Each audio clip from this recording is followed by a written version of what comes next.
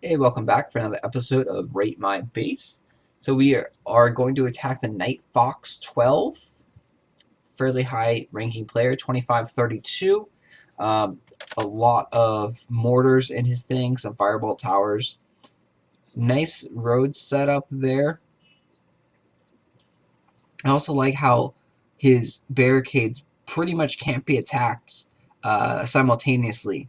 He has one there, one there. These two can get attacked simultaneously, but you're going to have that, and then everyone else is on their own by themselves.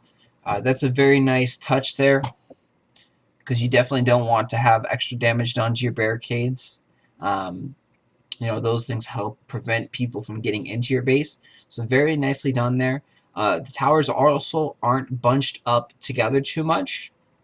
I mean, they kind of are, but it doesn't look too cluttered where like, oh, I'm just gonna apocalypse scroll right over here and kill everything.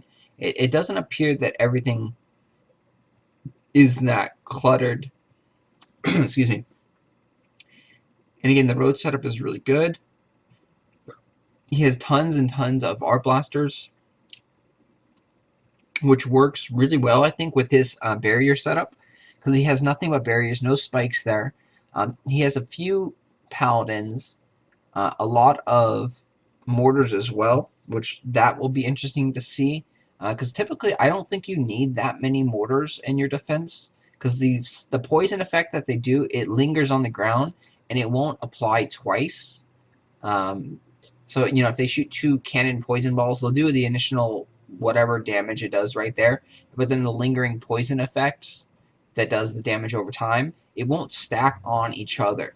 So if you're poisoned once, you can't be double poisoned or can't be triple poisoned. So having more than one mortar in each wave, I think is ineffective. I could be wrong on that, but I don't think so. I've done a lot of research on that, and I found a lot of bases that had multiple mortars, and they don't appear to do, extra damage for being double poisoned.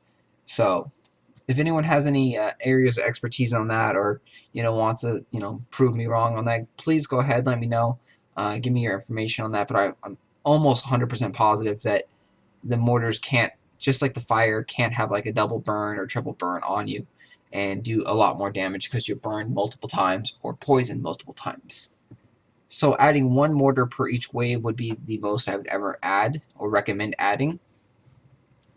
And the cool thing with them is the poison actually lasts on the ground for like 5 seconds or 10 seconds. It stays there even after the mortar is dead. So this setup, we are going to go back with our knights.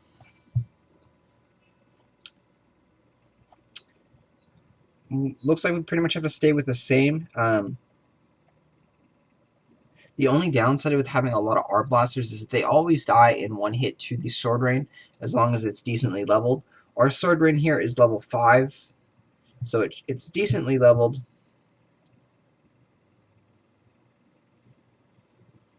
So we're going to go ahead and attack, and we're going to bring out just a few knights and then a cannon, because his barrier is a decent ways away, so his wave may meet us right around here, so we need troops to fight the wave. So that's what we're going to do. We're going to bring out about 5 or 6 knights and then a cannon, and then we'll probably bring out 2 cannons after that.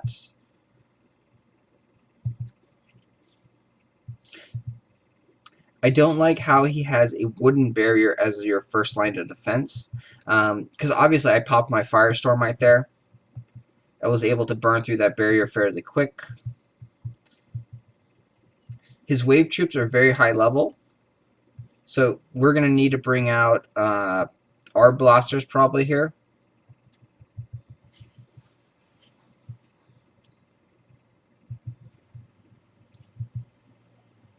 So I would swap one of those barriers right there for the wooden one.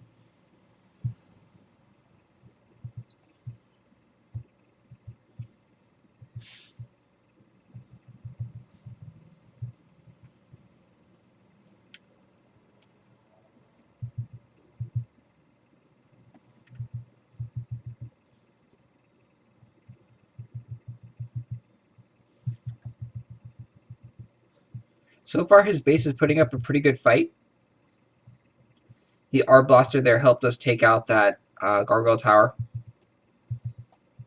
Because our mortars have been, or cannons have been getting destroyed, his waves are high level, so we're probably going to bring out a lot more Art Blasters in this fight versus cannons. We won't be able to get to the gates. That's a given. His troops are too strong. He has too good of waves.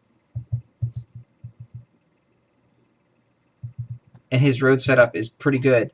So with all that combined, you're not going to be able to get to the castle gate unless you scroll. And he even did kill me. So you can see this base setup is very, very effective. It appears he does have about one mortar in each wave, which is perfect. The Art Blasters do tons and tons of damage. I mistakenly bring out cannons in the beginning, or a cannon, and that didn't really help my cause. I should have bring out Art Blasters.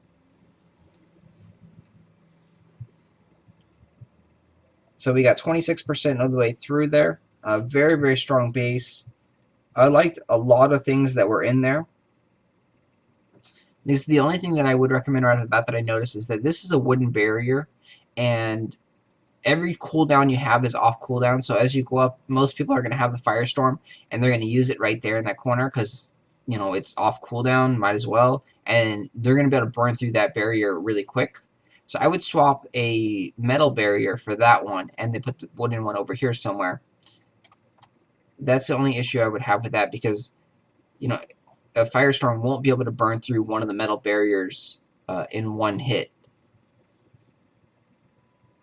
Other than that, it was a very, very solid base. All his troops worked out really well together. He has high waves. There was nothing else that I could see. We got to up about right here. So we didn't even make it to like the Valley of Death with all his cannons and stuff. We already killed that guy, but he still had 7, 8, 9 cannons available. It appears this one is a Firebolt cannon, which I'm not sure why. I would recommend putting a Firebolt cannon either here or here, so you can do lots of damage to the troops that are over here. This would probably be the best because it's going to hit everything over here, and with how your wave setup is, your troops are going to pretty much wipe out all the cannons and wipe out all the other troops. So having a Firebolt cannon there will just help clear all that up, and no one's going to be able to really get past this first initial wave here and kill that cannon. So having a Firebolt cannon there would be very, very effective in my opinion. And then I probably want to put one right there as well because these, again, are the the safest spots. You have to go all the way around.